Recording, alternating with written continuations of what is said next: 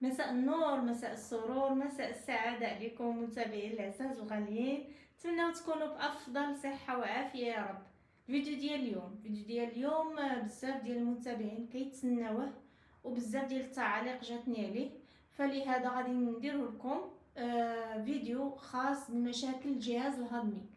الجهاز الهضمي ككل، بالنسبة للناس اللي عندهم القولون العصبي، الناس اللي عندهم ارتجاع المريء او التهابات في المعده، الناس اللي عندهم ايضا جرثومه المعده. وصفه وحده عن تجربه وعن تجربتي انا اللي كنهضر معاكم. وصفه ديال الام ديالي هي اللي الصراحه صوبتها لي، وكنت خليت على الادويه كاملين كناخدها هي ما كنحتاج كاع الدواء. وانا واحد الانسانه اللي كنعاني من هاد الامراض كلهم الا جرثومه المعده اللي ما عنديش. عندي مشكله ديال ارتجاع المريء، مشاكل في المعده، وعندي القولون العصبي، وايضا القبض المزمن. ما نطولش عليكم، غادي نخلي ماما تشرح لكم الوصفه ديال اليوم، وندخلوا مباشره في المكونات وطريقه التحضير. سلمي على المتابعين ديالك ماما باهيه كلهم كي دايرين، وشرحي لهم الوصفه ديالك. السلام عليكم، واش اخباركم؟ لاباس عليكم؟ كيف نتوما بخير؟ الحمد لله. يا ربي تكونوا سعداء كاملين وهانيين ان شاء الله بحول الله. اليوم جيناكم بهذه الوصفه، راه حليمه فسرات لكم شنو هو، لان هي مسكينه كتعاني من هذا الشيء، وهذا الشيء صوبته لها انا. راه مشات للطبيب ودارت بلعه ديال الدوايات كانت كتاكل مسكينه، وفي الاخر اللي ربي دواها شويه هو هذا الوصفات ما اللي كاينش صوب ما احسن من الاعشاب الصراحه. انا ما نقول لكمش هاد الوصفه وصفه معجزه صراحه، رتحاتني لواحد الدرجه ما عندي ما نقول لكم. الناس اللي عطيتها لهم وجربوها حتى هما كيدعيو معانا، وكنتمناكم حتى نتوما في التعاليق الا جربتوها وعجباتكم تخليو لنا التعاليق ديالكم الزوينه كيف ما ديما. ومره اخرى غنفكركم في الاشتراك في القناه.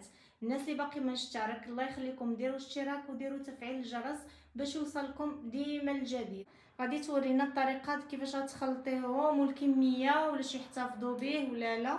المهم غادي تشرحي لهم التفاصيل كامله. باش غادي نبداو دابا انا غادي نخلط واحد المقدار صغير، نتوما الا بغيتو ديروا مقدار كبر من هذا دوبلو. انا باش نقول لكم شنو غندير انا ونتوما دوبلو القياس. عندنا هنايا السحتر، معلقه كبيره ديال السحتر. هاي انا دابا غادي نخلط هذا الشيء لان راه بنتي كتستعمل. عندنا هنايا الحلبه معلقه كبيره حتى هي. هادشي كله عندنا معبور. عندنا هنايا عرق سوس، وعرق سوس وما ادراك من عرق سوس المائده. عندنا هنا النافع، راكم عارفين النافع شنو هو المفعول ديالو، تبارك الله. عندنا هنايا النبق، الخروب. عندنا الخروب بعدا هو الاول حتى هو راه معبور. عندنا هنايا النبق، ها هو. عندنا هنايا قشور د الرمان. وقشور د الرمان راكم عارفين قشور د الرمان شنو المفعول ديالو مع المعده. هاد المعده كيديسها وكتكمد به. وكما قلت لكم الوصفه هذه ماشي المعده فقط، القولون العصبي والجرثومه المعده كتقضي عليها ايضا. اللي عنده الجهاز الهضمي كامل المشاكل ديالو هذه ان شاء الله غادي تريحكم، لانه الناس اللي كيعانيو من هذا المرض انا حيت مجربه غادي نهضر عليه. راه كنكونوا معذبين بزاف، جعنا كنعيا وكضرنا، شبعنا كضرنا، عندنا مشكل ديال القبض دائما بالنسبه للقولون العصبي، توترنا كنحسوا بالحريق، ديما ما مرتاحينش، اي حاجه كليناها كضرنا. فانا كنقول لكم هذا الشيء انا كنعاني منه، كنعاود لكم معاناه اللي دزت منها. هاد الدواء ديالي وعن تجربه وعطيته للناس واحد اخرين، وربي الحمد لله خفف ما نزل. المكونات ديالنا هما تخلطوا كيما خلطتو مزيان. ها هو. ولا بغيتو ديروا بزايد نتوما دوبلو القياس اللي درت انا دابا. غير نشرحوا واحد الحاجه المتابعين ديالنا بالنسبه لهاد المكونات اللي كاينين في هذه الوصفه. جبناهم طحناهم وغربلناهم. معلوم طبيعة اي باش الحال. يكونوا عارفين. هذا مكان. ومتابعين العزاز ديالنا اللي عنده شي سؤال، اللي عنده شي تعليق، او اللي بغى شي وصفه، راه عندنا من غير وصفات التجميل. اليوم خرجنا لكم على التجميل. كاينين وصفات معالجه لبعض الحاجات اللي هما بحال هكا وصفات شعبيه ديال زمان.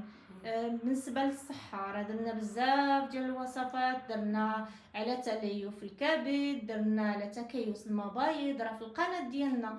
درنا وصفه ديال الناس اللي عندهم السكر، كيفاش يهبطوا السكر ديالهم، الشرب ديال السكر. الناس اللي عندهم السكر كيقلل السكر، مستويات السكر في الدم. درنا بزاف ديال التبول اللا ارادي عند الاطفال. درنا بزاف في القولون العصبي. درنا بزاف ديال الوصفات زعما علاجيه، راه كاينين في القناه. غير قلبوا عليهم ورجعوا للريبرتوار ديالنا، راه غتلقاو هاد الوصفات قدماتهم. واغلب الوصفات راه افيكاس ومفيدين بزاف للناس.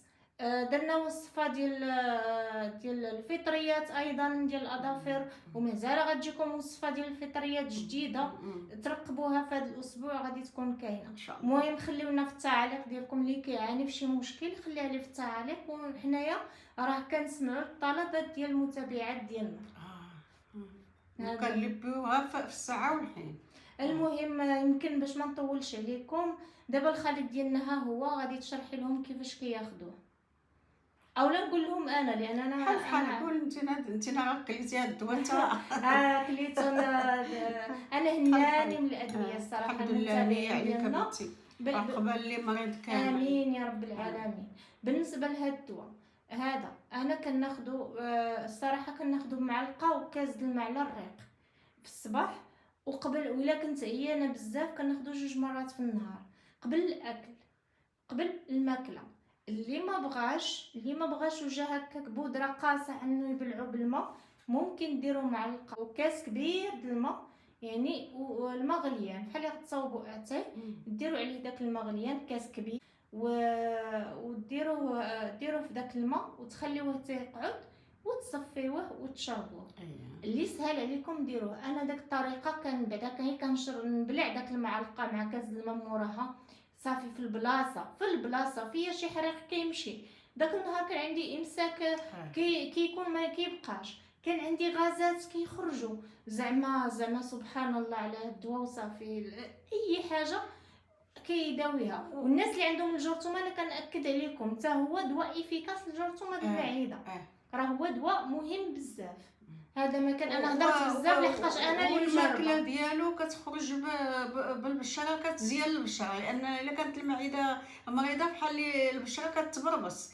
وتبارك الله ملي كتبدا تاكل هاد الدواء تبارك الله حتى البشره كتصفى من داك التبربيصه. زعما ماما كنشكرك بزاف الصحه والعافيه لكل جميع المسلمين. ودابا ما تيخطاناش من الدار، لا والو، راه هي واخا انا كنسى مسكينه كنلقاها مشات للسوق وجابته وصوباتو لي وحطاتو لي في الركنه، ما كيخطاناش. ملي كندير لاباس صافي كنوقفو انايا صراحه، كنوقفو. عاود كيرجع داك ستريس، كنبقاو نخربقو في الماكله، لانه ما كاينش اللي كيقضي على الجهاز الهضمي. انا عن التجربه اللي عندي مشاكل معاه كبيره، 2 حاجات: طريقه الاكل وستريس.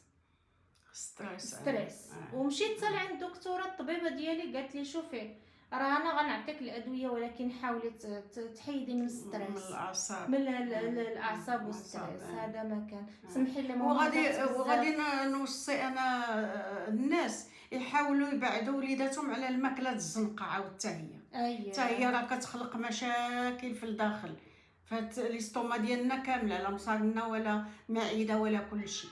الله يهديهم هاد الوليدات، ماشي غير ديالكم حتى ديالنا حفيضاتنا. غير ديروه ما تتكاسلوش، غير سيروا شريو هاد المكونات وطحنوا وغربلوا وديروا. هذا خصو عمر بلاكر ما يخوى منه، ديما القرعه تكون في البلاكر. هذا حتى الا جاك شي حريقه مفاجئ تبلعوا في البلاصه كيحيد في البلاصه كيحيد لي الحريق. زعما ماما شكرا بزاف مره، الصحه والعافيه ان شاء الله لكل جميع المسلمين يا ربي. مره اخرى غنفكركم متابعين الاعزاز ديالنا، بعدا اول حاجه كنشكركم بزاف على التعاليق الزوينه اللي كتخليو لنا. ما تنساوناش من التعليق، دوبلوا لنا التعليق. القناه راه مازال محتاجه للدعم ديالكم الله كما يجازيكم عارفين بخير. انه حنايا راه عاود بدينا من الصفر مره نعم. واحده اخرى. الدعم ديالكم، اللايكات ديالكم، اللي باقي ما اشترك في القناه يشترك في القناه. كنظن هضرت بزاف في هذا الفيديو ولكن خاص بيا لحقاش انا لا اللي ماشي مشكل، أنا لان اللي- عطيتي الدواء لعباد الله، الله يشافي العباد. امين اللي امين. هو مريض كامل الدواء الله الله يشافيه. والسبب مم. انت، ولكن انا حيت انا اللي مجربه. انا كنهضر على تجربتي الشخصيه. الحمد شكرا لله لكم، الحمد لله. شكرا للمتابعه ديالكم، ومع السلامه. باي باي.